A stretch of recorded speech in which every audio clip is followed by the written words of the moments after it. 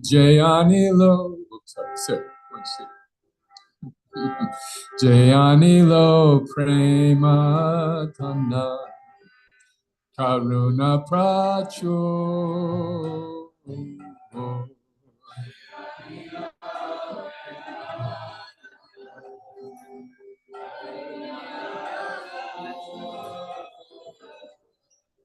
Eno Prabhu Kota Yelo Acharya Thakur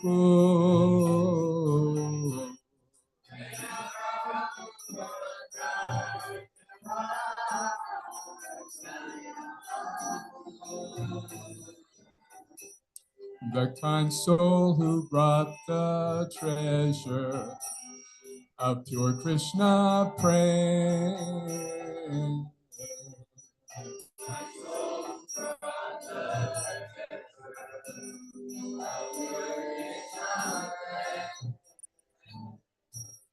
Where is Srinivasa Charya? Has he gone away?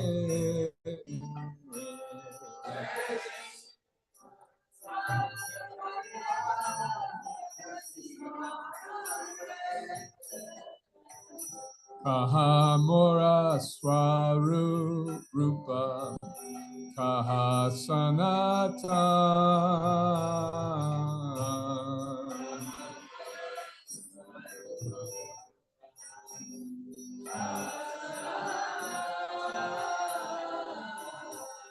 Kahadasa Raghunatha Patita Pavan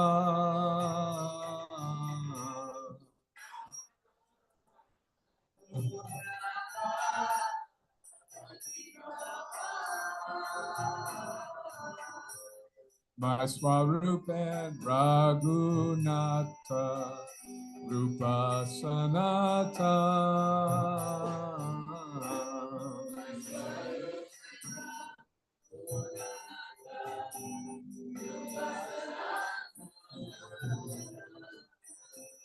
where I'll have the saviors of the fallen jivas gone.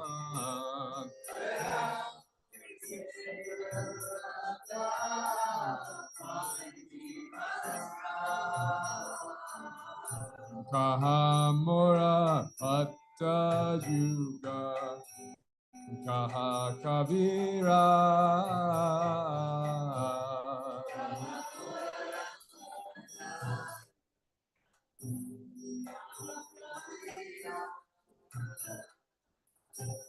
Eka Kale Kota Gela Gora Natara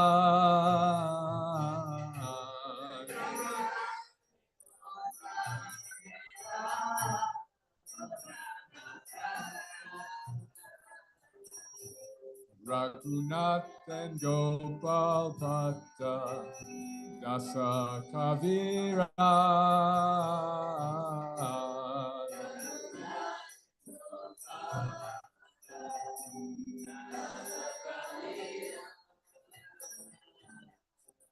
Have they all abruptly left with Gora Natara?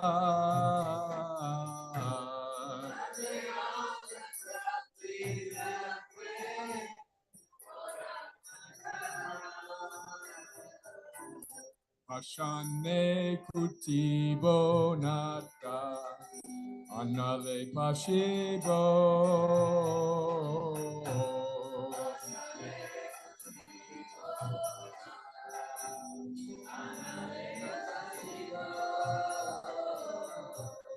Goranga Gunera Nidhi Kota Gile Pabo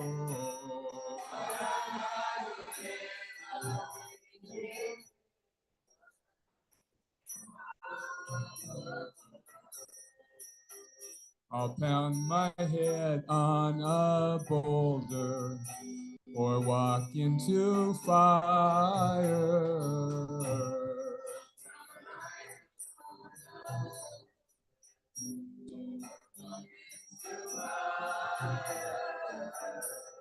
Where is Lord Gauranga and the I admire?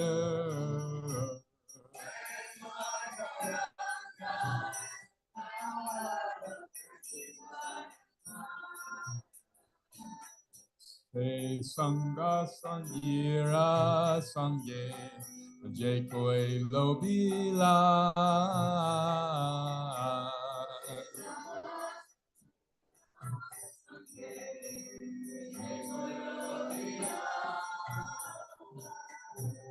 Say Sangha Napaya Kande Narotamoda.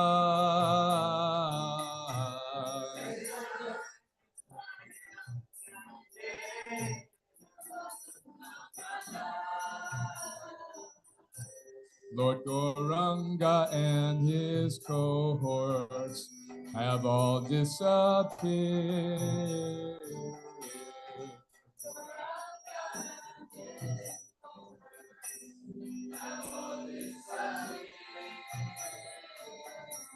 Narottama Das yearns for them, his eyes raining tears.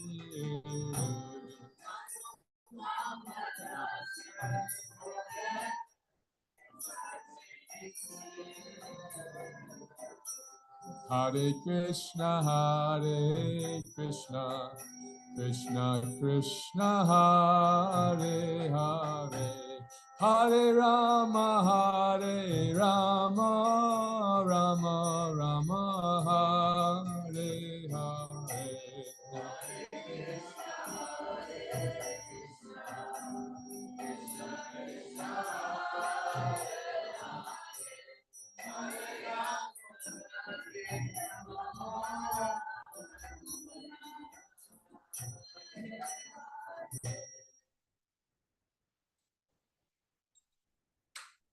Narottam Das Thakur ki.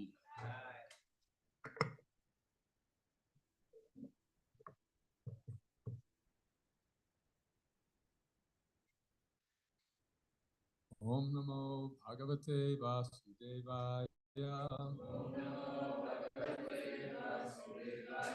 Om Namo Bhagavate Vasudevaya. Om Namo Bhagavate Vasudevaya.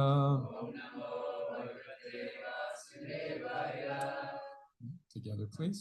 Narayanam Namaskritya Naram Jaiva Narottamam Devim Saraswatim Vyasam Tato Jayam Dirayat Nasta Prayeshvabhadreshu Nityam Bhagavata Sevaya Bhagavati Tamashloke Bhaktir Bhavati Naishkiki. So at the great gathering of sages at Naimisharanya, the question was raised, what about Krishna and his incarnations? This is chapter 3 of the first canto in which that question is being addressed. Krishna is the source of all incarnations. And today we're going to read about Krishna's most materialistic incarnation.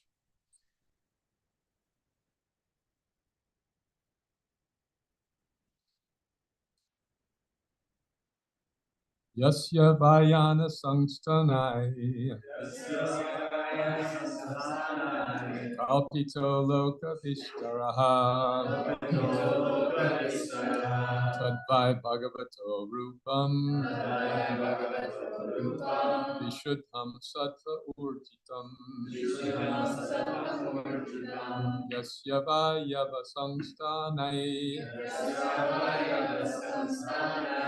Kalpito Loka Vistaraha Tadvai Bhagavato Rupam Vishuddham Sattvam Urjitam. Please chant.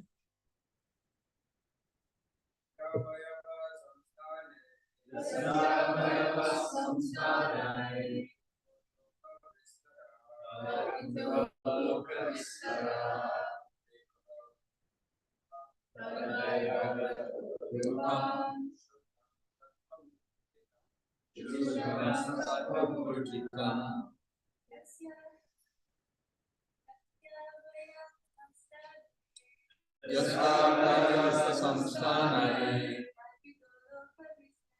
Kapito lokavistaraha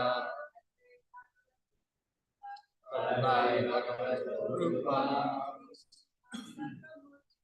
Isham satamurjitam Yasya samsthanai Kapito lokavistaraha Karnai bhagavato rupam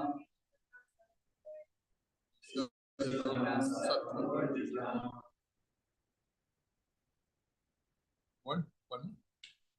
Yadayava samsthanai Yasya samsthanai Kapito lokavistara Bhagavato rupam Vishuddham sattvam urjitam Vishuddham sattva-urjitam. Synonyms together, please. Yasya, whose, avyaya, bodily expansion, samsthanai, situated in, kaltitaha is imagined, loka, planets of inhabitants, vistaraha, various, tadvai, that is, bhagavata, of the personality of Godhead, form, vishuddham, purely, sattvam, existence, urjitam, excellence, in translation together. It is believed that all the universal planetary systems are situated on the extensive body of the Purusha, but he has nothing to do with the created material ingredients. His body is eternal, his spiritual existence are so on. Who'd like to read? Okay.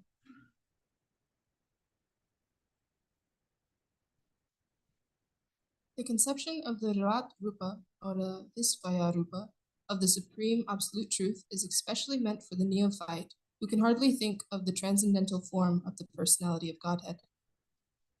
To him, a form means something of this material world, and therefore an opposite conception of the Absolute is necessary in the beginning to concentrate the mind on the power extension of the Lord.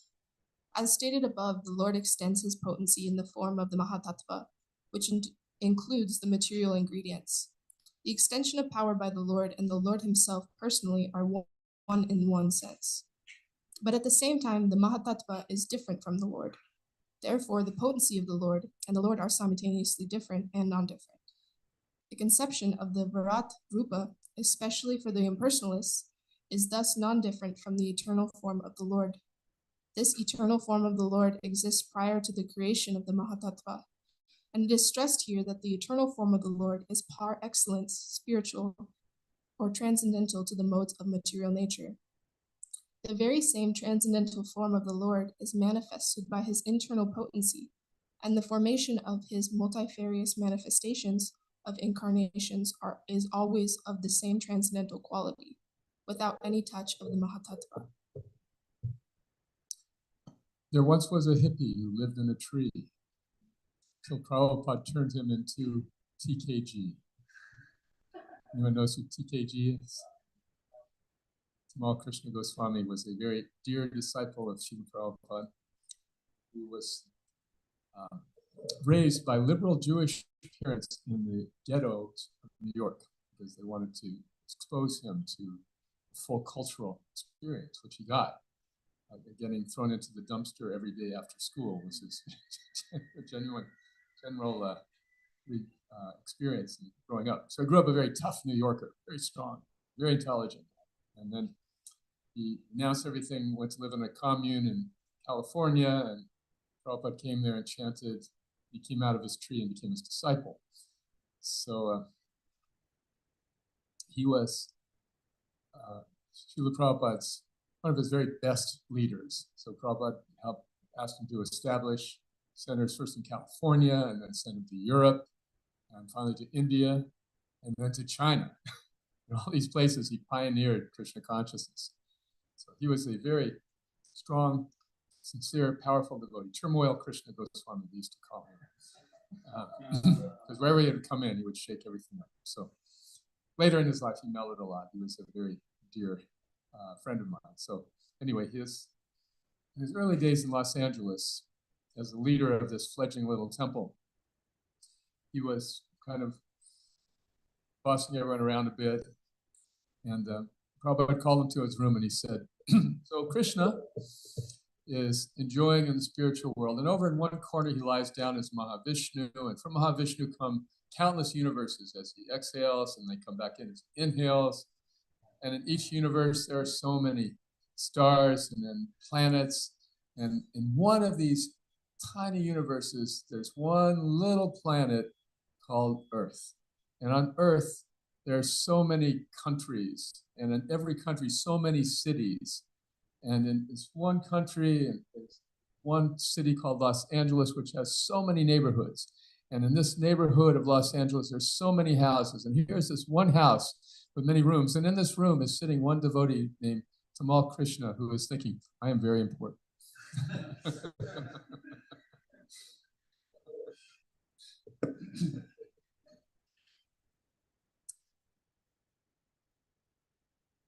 Who knows the chapter title for the first chapter of Canto 2 of Srimad Bhagavatam? First, that's the next one. So King Parikshit has asked Shukadeva Goswami to tell him about the important duty of human life at the time of death. And in reply, in this first chapter, Shukadeva Goswami explains the goal of life is spiritual realization. And the first step of God realization, which is the chapter title, is to meditate on Krishna in his massive universal form. Why is that? As explained here in the purport, because the neophyte is so wrapped up in material identification that you have to see God's presence in the material world, how vast it is. You know, when you're out camping this weekend, did you look up at the stars? And it's like so much going on. We have no idea that the nearest star would be, is it something 40 light years? Or is it 400 light years? If we could travel at the speed of light, which is 168,000 miles a second. If you could do that for 400 years, then you get to the next star. And that's just a close one in the neighborhood. So there are approximately 75 followed by 16 zeros. That's 7.5 sextillion grains of sand on Earth. Give or take a dozen. You think of all the beaches and all the deserts and all the sandboxes and the sand traps. So every single grain of sand on Earth represents 1 million stars in the universe. In other words, there are 1 million stars for every single grain of sand. Can you imagine? This is how vast the creation is, even by contemporary scientific measure. So the first step of God realization is to think of the majesty of God. Many people find God in nature, for example. This is the mode of goodness, to feel a connection with the Creator when we see the beauty of His creation. So this is a first step in appreciating the divine. The alternative, of course, being that everything just happened by accident. We have no idea how it all got here. We have no idea what it's all for. That's not even an issue. But that makes really no sense, doesn't it? In the face of all this majesty and all this extraordinary energy and splendor and existence, and how tiny we are in the whole scheme of things. And yet, like TKG, how we're thinking, we're very important. So the first step of God realization is to become a little impressed, overwhelmed, if you will, with the majesty of God. This is the Virat Rupa, or the universal form, that is being described in this verse. There's another verse in this chapter of incarnations, which I'd like to read now, which is verse number 30, maybe if you take the same chapter, in which Prabhupada goes a little bit deeper.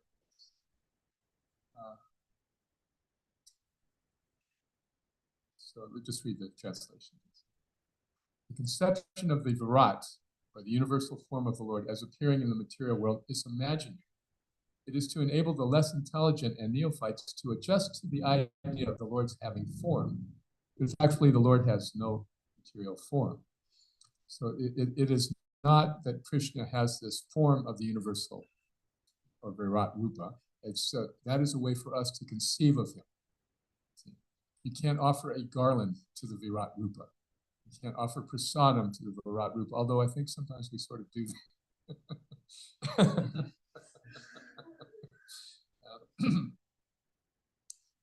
Because he has no specific material form.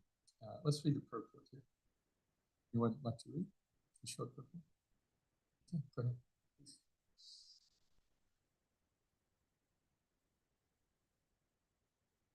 The conception of the Lord, known as the Vishvarupa or the Virat Rupa, is particularly not mentioned along with the various incarnations of the Lord, because all the incarnations of the Lord mentioned above are transcendental, and there is not a tinge of materialism in their bodies. There is no difference between the body and self as there is in the conditioned soul. Virat Rupa is conceived for those who are just neophyte worshippers. For them, the material Virat Rupa is presented, and it will be explained in the second canto. In the Virat Rupa, the material manifestations of different planets have been conceived, as his legs, hands, etc. Actually, all such descriptions are for the neophytes. The neophytes cannot conceive of anything beyond matter. The material conception of the Lord is not counted in the list of his factual forms, his Paramatma or super soul. The Lord is within each and every material form, even within the atoms. The outward material form is but an imagination, both for the Lord and the living being. The present forms of the conditioned souls are not factual. The conclusion is that the material conception of the body of the Lord as Virat is imaginary. Both the Lord and the living beings are living spirits and have original spiritual bodies. Thank you. The Virat Rupa then exists for our convenience and our understanding as a first step towards understanding God. But as Prabhupada explains here, just as our spiritual identity is different from our physical identity, in the same way this Krishna is independently existing beyond this vast material manifestation. In fact, the whole existence of this incredible universe is just a tiny portion of the kingdom of God. The majority of the living beings and the majority of the activities are all happening in the spiritual world, where just one little corner in the material world is there for those who don't want to go to the party. So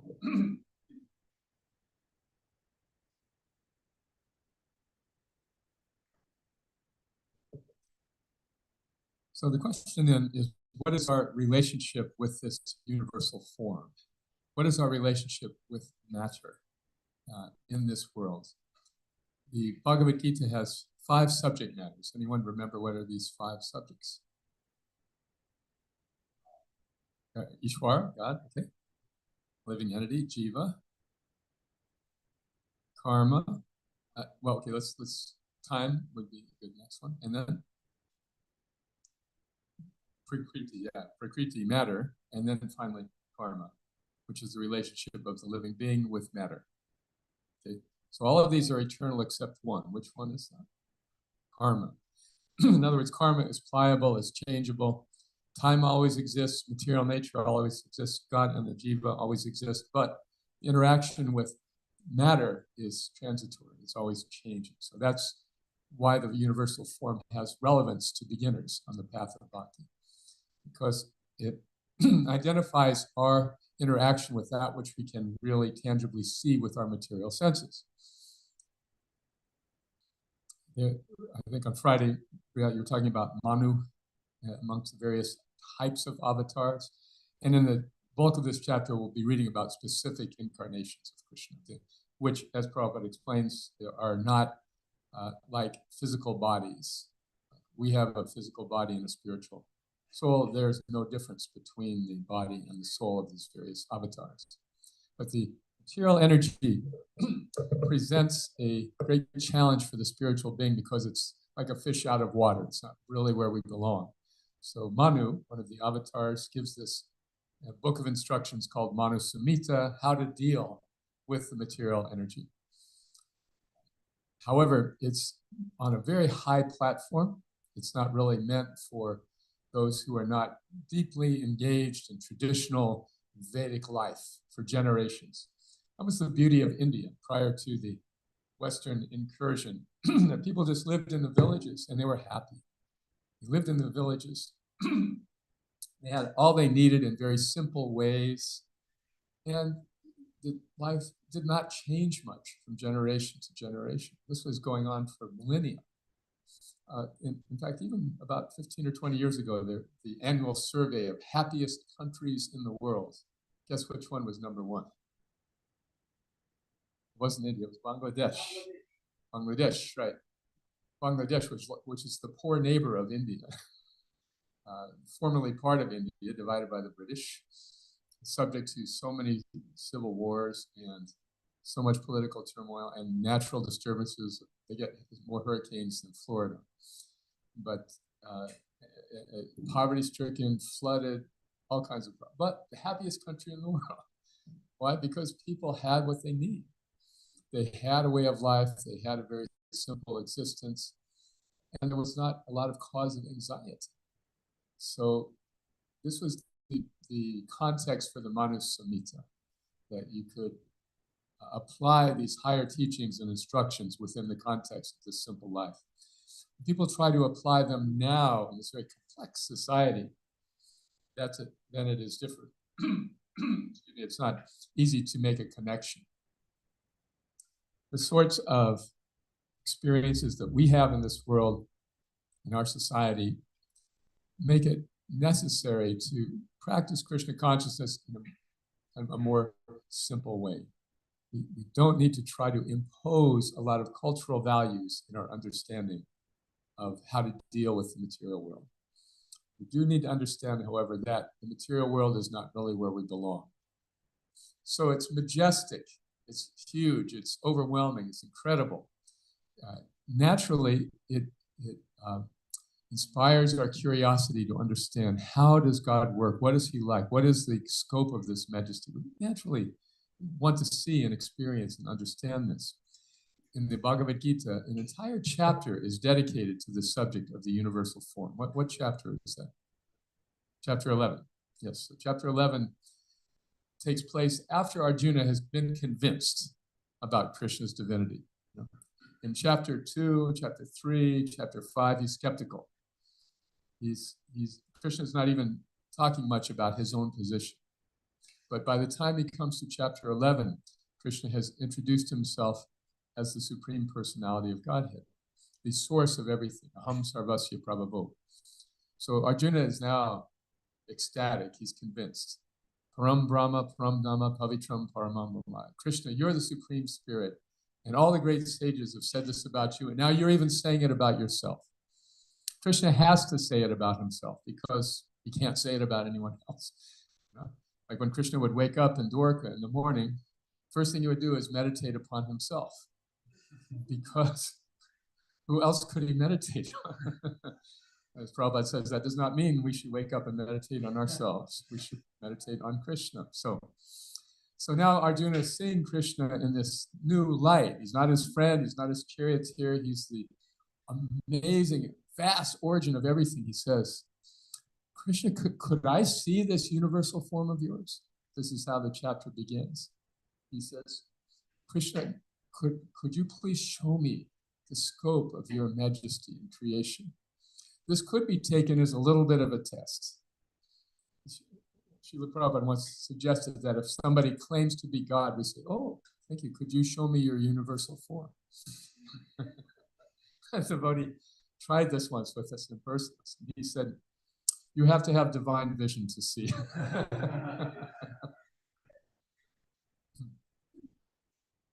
So in fact, this is what Krishna told Arjuna. Yes, I will give you the divine vision by which you may see what's really going on all around you in this creation. It's analogous, if you will, to looking at the sky during the day. All we see is blue. Does that mean there's no stars up there? They're all there. The moons, we just can't see them. So Krishna removed this covering from Arjuna's eyes, and he said, now you're going to see something which no one has ever seen before. Krishna had revealed his universal form only partially and only on one or two occasions. Was it Karna? Was one instance? No, it was Dhritarashtra. So, yes, to Mother Yashoda. Yes, Mother Yashoda was letting the boys play, and the boys reported, Krishna's eating dirt. She said, Krishna, come here. Let me check this out. So she looked in his mouth, and there was no dirt, but there was the entire cosmic manifestation in there. She saw the stars and all the planets, and she even saw herself with her little baby on her lap. And so she, okay, I don't like that particularly. This is my little boy. This is not God. So the universal form appeared there, and then once, just before this great battle of Kurukshetra, before which the Bhagavad Gita was spoken, Krishna went to Dhritarashtra, the opposing side, and said, look, you really don't want to do this.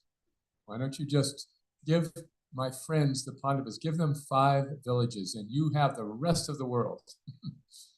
Well, just give them 5 villages, because they're rulers by nature. They have to have a little turf to rule. So just give them 5 villages, you take everything else. And Duryodhana, Dhritarashtra's son, said, I won't give them enough land in which to drive a pin. So at that time, Krishna showed a little glimpse of his universal form, as if to say, do you know who you're dealing with here? So Dhritarashtra, who was blind, could also see this little sliver of the universal form. And Duryodhana could see it. Others couldn't see, but they could see. But Duryodhana thought, no, this Krishna just doing some mystic trick trying to scare us. So he went ahead with the battle. So when Arjuna asked, can I see it? Krishna said, well, I'll give you the special eyes. Yes, you may see this. So then Arjuna first saw something very beautiful. It was majestic, all the demigods and their beautiful clothes and all of their limbs and weapons. It was just so overwhelming. He was awestruck, the lights, the colors, and he was thrilled by the vision. But then he saw something different. He saw that among all these giant heads, there was one mouth.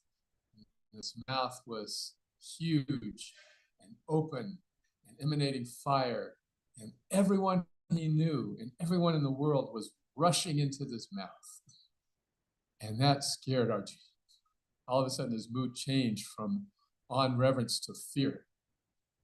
He said, everyone I know is rushing to this mouth like moths flying to fire. You're killing everybody. You're just chewing them up. And they're all being crushed between your teeth. Who are you?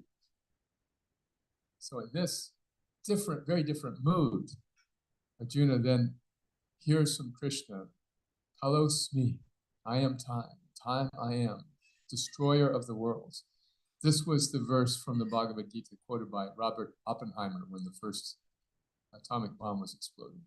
Time I am, destroyer of the worlds. Now Arjuna's mood changes again. He goes from being awestruck to fearful to very contrite. He said, oh, Krishna, I used to sit with you and joke with you and think you were my friend. Please forgive me for all of this over-familiarity. Tolerate me like a father tolerates a son or a lover tolerates a beloved. Please forgive me. So Krishna does not like this mood in his devotee. So immediately he said, Arjuna, here I am again in my two-handed form that you are familiar with. So please, be calm. Then he sort of reminds Arjuna, remember, you asked to see this. So then he concludes this expose of the universal form by saying, if you really want to know me as I am, then practice devotional service. Mad karma kren mad paramo mad bhakti sandabharjita. So the universal form is a little bit of a detour in the Bhagavad Gita. It's one little experience Arjuna asks to have and wants to have. And then it only serves to undermine or to underscore his conviction in Krishna. So it's there for us for this reason. We have to deal with the material energy. And the material energy is awesome. It's overwhelming. It's inconceivable to us. Both without, like the vast oceans of this planet, to speak of the stars in the sky, even within, where we have 10 trillion living entities in our body, 10 trillion living beings in there. We're the boss. We're number one. But 90 trillion, let's say 10 is 100 trillion. 90 trillion of them are just waiting for the feast. When when they're enjoying it now, and then they're looking forward to dessert. So within and without, everything is just so far beyond our conception. Therefore, how do we deal with the material world? The first step in God realization is to appreciate the vast, awesome nature of the material world. That's a good preliminary step. It's in the mode of goodness. The people who are sensitive to this want to protect the earth. They care about the environment. They care about pollution and global warming. That's a good precursor to God consciousness. Then beyond that is where most of us get stuck, which is the fearful side. Because in addition to the beauty and the majesty, there's also this all-pervading death for everybody. Everybody has to die, and our basic strategy in life is let me put that off as long as possible. Let me put it off, and while I'm putting it off, let me try to squeeze in a little bit of enjoyment while I can. If we look at our lives existentially, that's pretty much it, isn't it? We have a certain concept that we're entitled to so many years. We're entitled to good health. We're entitled to comfort. And then if one of those things is taken away, then they write up a story about it in the newspaper. Poor man loses his arm or whatever. This is our position in the material world, seeing the fearful side of it. So that leads some people to religion, where they say, okay, God, please save me, please protect me. Then we have the conundrum of we're praying to God, but crummy things still keep happening to us. So should I believe in God or not? Is this working or not? I'm offering my prayers, and yet I'm still suffering. So this is why, to many, especially political leaders, religion is the opiate of the masses, as Marx said. Let people practice their religion so they'll just kind of tolerate all of the things that we foist upon them, as well as all of the things that nature causes that we can't protect them from. So religion has a very shaky position in face of the sufferings on this world. It's not until we come to a full understanding of our position that we can reconcile this dichotomy. God is all powerful, he's all good, and he exists. And my suffering is part of my relationship with him. Why? Because what has he made this whole vast form for? He's made it so that I can become educated. I can see both the beauty and the horror of it. And I can recognize that I really have nothing to do with this. Narthapasanam Sakshat. Later in the first canto, we read that the sufferings of the living entity are superfluous to the soul. They're very real, they're very tangible, and yet in the final analysis, they don't really affect the soul. Right? Remember in the chapter 2 of the Gita, the soul cannot be cut by any weapon, it cannot be burned by fire, it cannot be moistened by water. Nothing can affect the immortal soul, except certain devotees sometimes.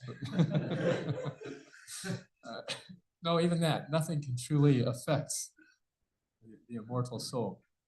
That's why we're in the material world, to get that lesson very deeply ingrained. Why are we here? Because we thought maybe it'd be nice for me to be the center of things for a change instead of Krishna. So Krishna said, that's what you want. Here it is. Here's the material world. You experience it. It's just a tiny spark of my splendor, this whole material world. So enjoy it as long as you like. And whenever you're ready, I'm ready for you. Please come on back. In fact, I'll even come in so many forms, in so many situations, in so many species, to just to invite you to give up this this dance with the universal form. So here is, in this chapter of the incarnations, is this materialistic form of Krishna, which is actually like his, you could say, physical body, which he has nothing to do with, just for our benefit. Okay, any comments or questions, reflections? HG Prabhu.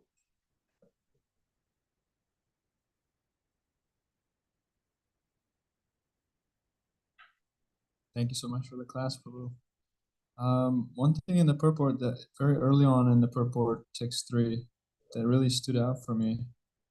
Prabhupada is speaking about the neophyte, and then he says, to him, a form means something of this material world, and therefore an opposite conception of the absolute is necessary in the beginning to concentrate the mind on the power extension of the Lord. So like Krishna originally is very much like embodied with two arms as Krishna was normally showing Arjuna. But for the average person in the material world, that form will always mean something material. And I think there's a very much a psychological aspect to this. You know, we've dealt with persons, we've dealt with different personalities, and we associate difficulty with that. We are averse to that, actually, because most people in this world, all their relationships usually turn to ash, and there's a lot of suffering involved. So I think then there's this disposition to want to gravitate towards something more impersonal. So yeah, that's what this made me think of. Very nice. Yes, form is suffering, therefore let me go without form. It's, yeah, we might also say, like the atheists, if God exists, why doesn't he show himself?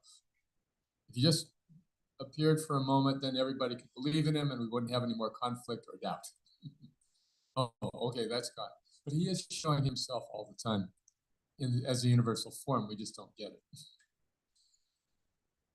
Okay. Any other reflections, questions? There's a mic behind you.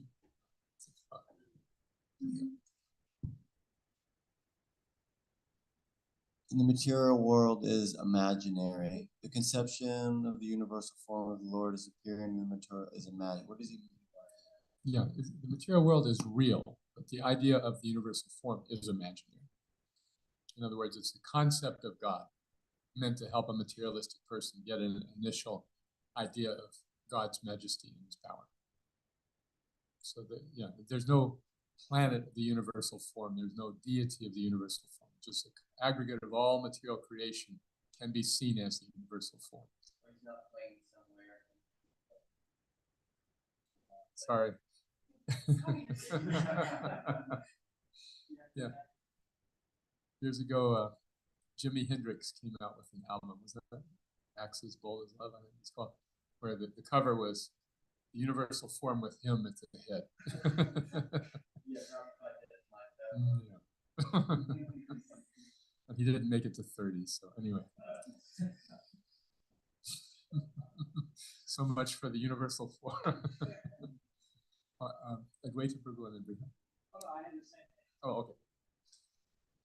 The last points you were sharing about how, I can't remember exactly how you were phrasing it, but it reminded me of the statement that the difference between expectation and reality is stress. Like, yeah, stress is defined as the difference between expectation and reality. Mm-hmm. And so the more we're aware of the reality as Krishna presents it in the Bhagavad Gita, this world is temporary, it's not our home, then when difficulties come, we won't be as disturbed. Very nice point. Very nice point. Stress is the difference between expectation and reality. As devotees experience this with time, that our stress levels reduce. And why do our stress levels reduce? Because our expectations reduce. If we are expecting a comfortable, happy life in this world, and then we're not getting it, and we think we got to work harder, we got to try, then there's stress and anxiety. But when we understand that this world is not meant to be a happy place for us. Then the stress also reduces. I really appreciate that point. Okay. What else? Yes?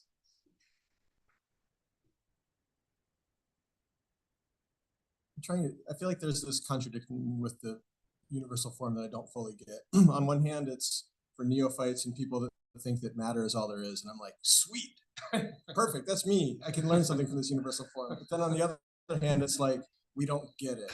We need special vision to be able to see it. So like, is it for neophytes or is it not?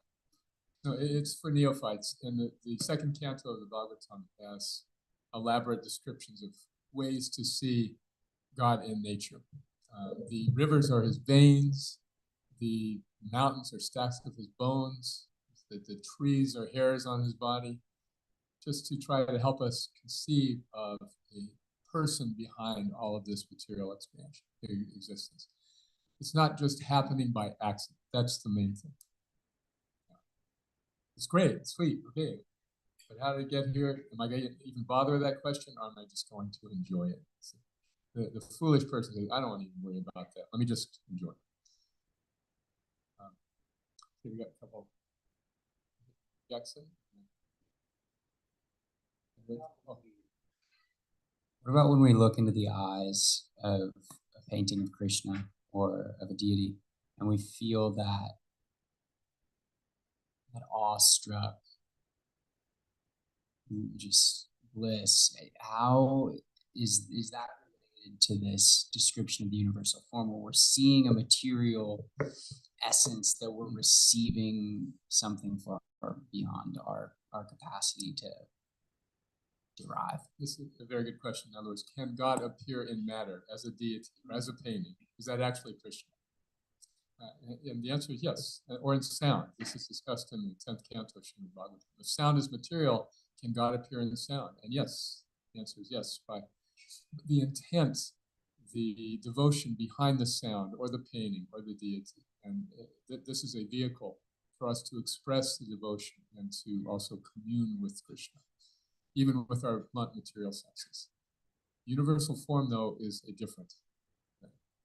We can only get a preliminary idea of God's majesty, Krishna's majesty, through nature. So it's more totality versus personal. Right, it's behind the totality is the person. So bhakti means we go straight to the person. But we also need to understand this universal form and even know how to deal with the material world. We don't just quit it. We engage it. So it's like a relationship with spirit. Relationship with spirit. Well, Spirit. a person in person. Yeah, yeah. That's another step forward, going from the material majesty to the person behind it to actually knowing Krishna. Yeah. Okay. We had a quick comment. Yeah, just so I can understand Chris's question. So it sounds like we can meditate on parts of the universal form, but the full revelation of it, as Arjuna saw, that's what we can't see. That's right. Right. To see it all at once. Yeah. Yeah. And it's not of much interest to the devotees, but we can understand its essence by seeing the majesty and the horror at the same time. You can't get one without the other. Now, this is kind of directed towards Chris's question too, or statement. To tell somebody we're not this miserable, obnoxious body that's more suitable for suffering than anything else, or eternal, blissful, fully cognizant beings. Nah, I don't want to believe that.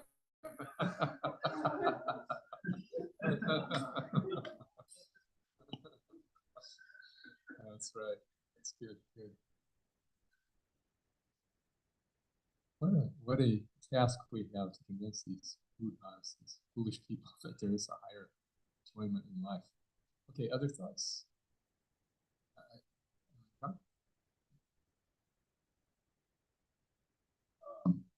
Yeah, in the past, I've meditated on the sky, like you were asking about. Have we looked up at the stars, and especially like after the hurricanes, the sky's been a lot clearer, and even the sunsets like have been more vibrant colors. And I remember on my journey towards getting ready to, find Krishna consciousness, practice, I was meditating on the sky and the sunsets and the stars a lot. And then I had that realization that like, I feel like Krishna is this color, like every color blue that's possible to see in the sky, he's probably, you know, that color. So it started like reminding me of him. And then I read Srila Prabhupada. If you type in sky in the database, he says all the time, like, yeah, you look up at the sky and you see, oh, it's so beautiful, it's so blue. He's like, that's Krishna, you know. And then one time when I was with devotees, I think we were traveling to Dallas for the Kirtan 50. And it was amazing, the sunset we were driving into, and we were going over this bridge. And one devotee said, it looks like we're driving into Krishna's mouth. And it really did. It was like open, you know, and we were like on his tongue going. And I felt like I was tripping. But the thing is that they all could see like what I was, you know, seeing too, and connecting it towards Krishna. So that was an amazing moment for me with the devotees to share, you know, the experience.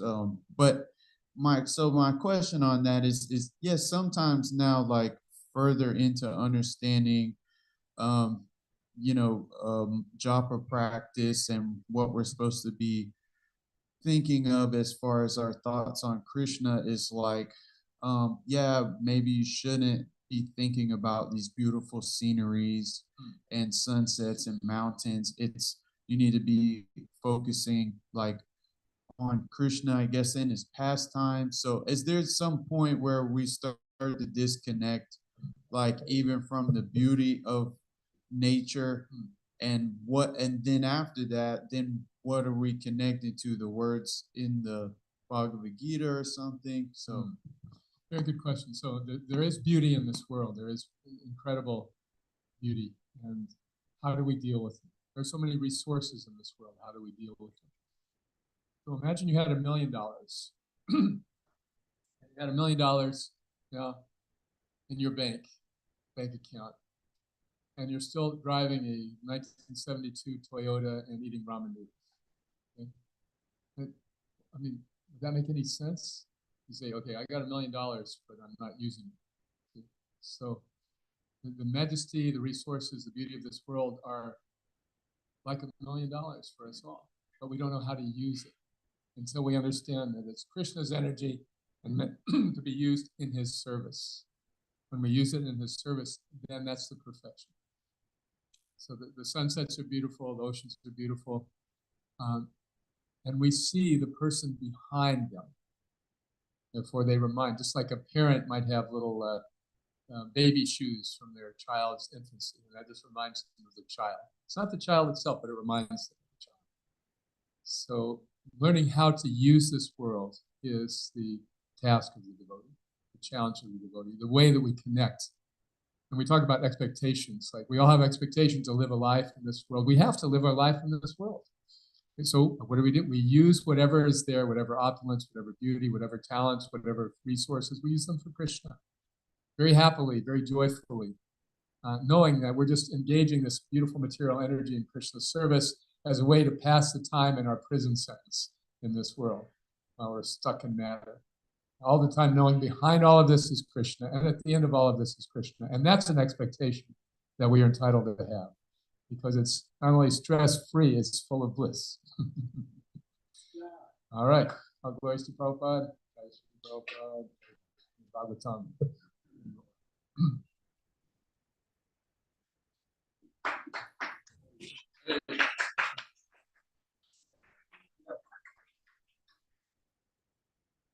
Sadam.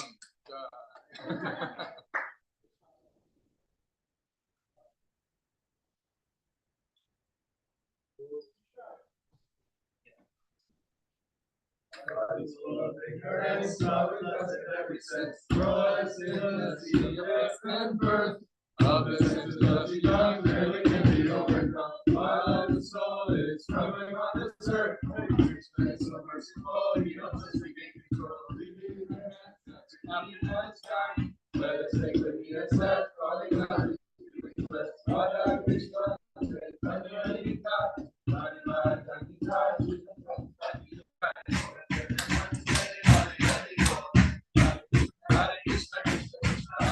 Hare Hare Rama,